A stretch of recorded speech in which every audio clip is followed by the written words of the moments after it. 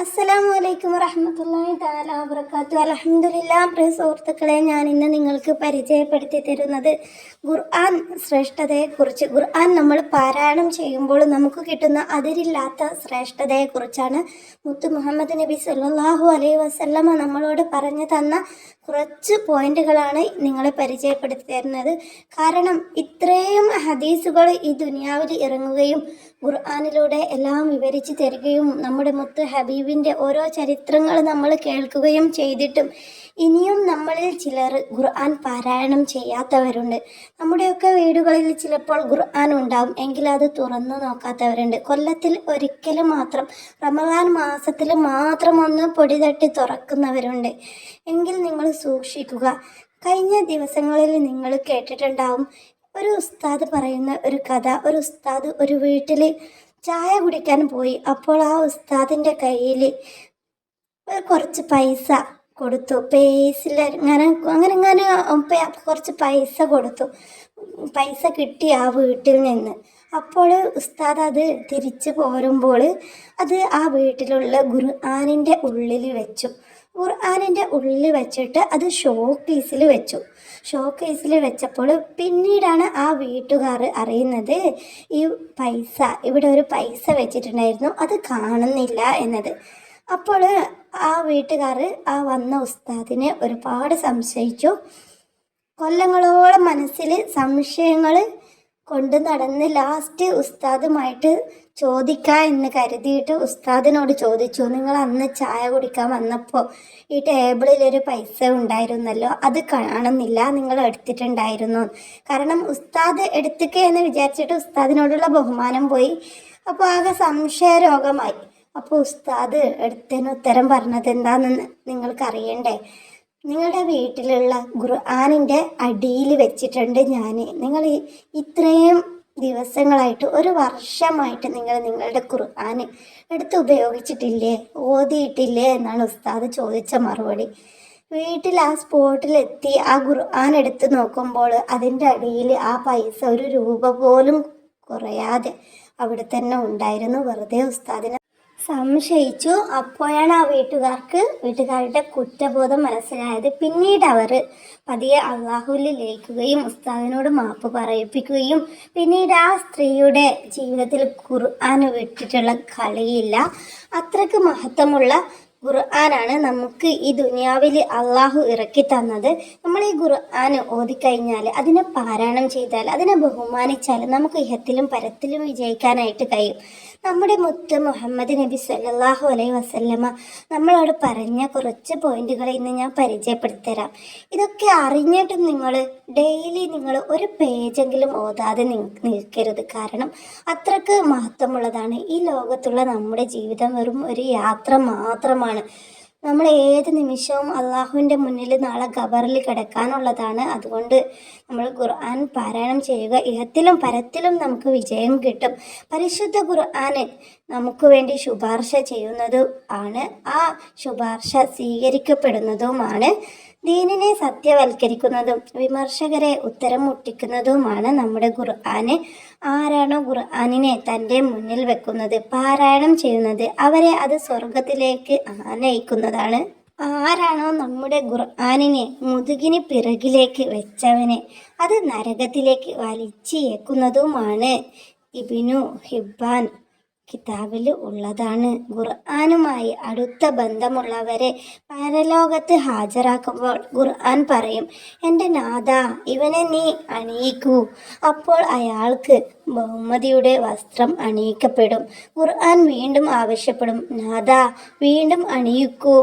അപ്പോൾ അയാൾക്ക് ആദരവിൻ്റെ വസ്ത്രം അണിയിക്കപ്പെടും. ഇദ്ദേഹത്തെ തൃപ്തിപ്പെടുത്തൂ അല്ലാഹ്. വിശുദ്ധ ഖുർആൻ വീണ്ടും ആവശ്യപ്പെടൂ. അള്ളാഹു ആ വ്യക്തിയെ തൃപ്തിപ്പെടുത്തുന്നതുമാണ്.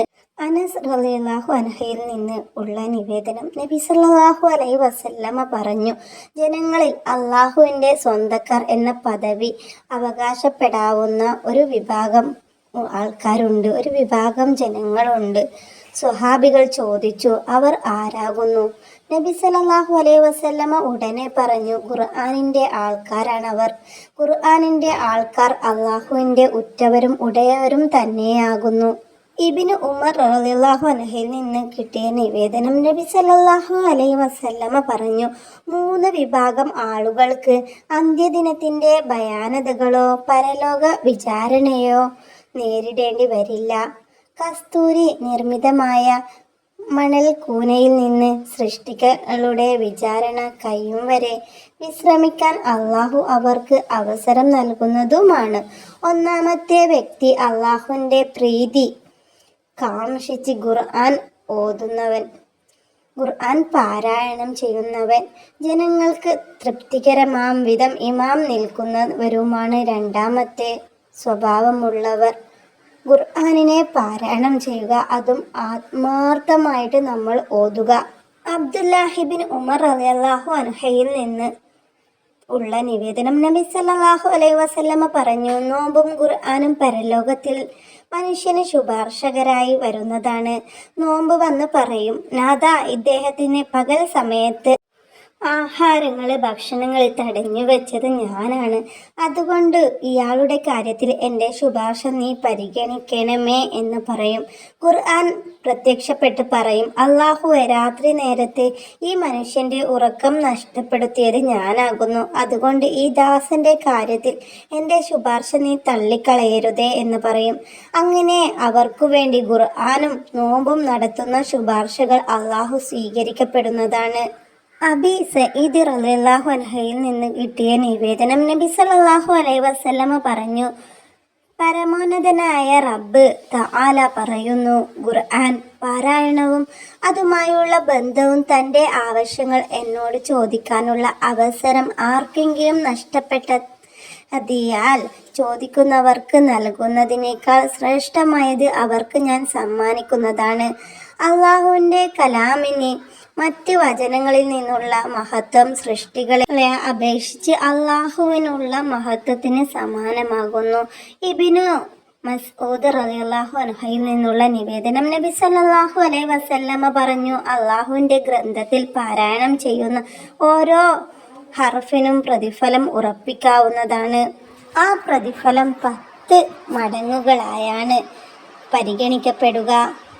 അലിഫ്, ലാം, മീം എന്നത് ഒരു ഹർഫാണെന്ന വാദം നമുക്കില്ല. മറിച്ച് അലിഫും ലാമും മീമും ഓരോ ഹർഫുകളായാണ് പരിഗണിക്കപ്പെടുന്നത്. അബൂ ഹുറൈറ റളിയല്ലാഹു അൻഹുവിൽ നിന്ന് നബി സല്ലല്ലാഹു അലൈഹി വസല്ലമ പറഞ്ഞു, അള്ളാഹുവിൻ്റെ ഭവനങ്ങളിൽ ഒന്നിൽ ഖുർആൻ പഠന പാരായണത്തിനായി ഒന്നിച്ചു ചേരുന്ന ജനങ്ങളുടെ മേൽ ശാന്തിയും സമാധാനവും വർഷിക്കപ്പെടുന്നു. റഹ്മത്ത് അവരെ പൊതിയുകയും മലക്കുകൾ വലയം ചെയ്യുകയും ചെയ്യുന്നു. അള്ളാഹു തന്നെ അവരെ വാഴ്ത്തിപ്പറയുന്നു. സഹൽ ഇബ്നു മുആദ് റളിയല്ലാഹു അൻഹുവിൽ നിന്ന് നബി സല്ലല്ലാഹു അലൈഹി വസല്ലമ പറഞ്ഞു, ഖുർആൻ പാരായണം ചെയ്യുകയും അതനുസരിച്ച് ജീവിതം നയിക്കുകയും ചെയ്യുന്നവരുടെ മാതാപിതാക്കൾക്ക് പരലോകത്തിൽ കിരീടമണിയിക്കപ്പെടുന്നതാണ്. ആ കിരീടത്തിൻ്റെ പ്രഭ ഇഹലോകത്തിൽ കാണുന്ന സൂര്യനേക്കാൾ എത്രയോ മാറ്റ് കൂടുതലായിരിക്കും. ഖുർആൻ പാരായണം ചെയ്യുകയും അതനുസൃതമാക്കി ജീവിതം നയിക്കുകയും ചെയ്യുന്ന ആ വ്യക്തിയുടെ ജീവിതം എത്ര മഹത്തരമായിരിക്കും. നിങ്ങൾ ഖുർആൻ പാരായണം ചെയ്യുക. പരലോകത്ത് ഖുർആൻ അതിൻ്റെ വാക്താക്കൾക്ക് ശുപാർശകനായി എത്തുന്നതുമാണ്.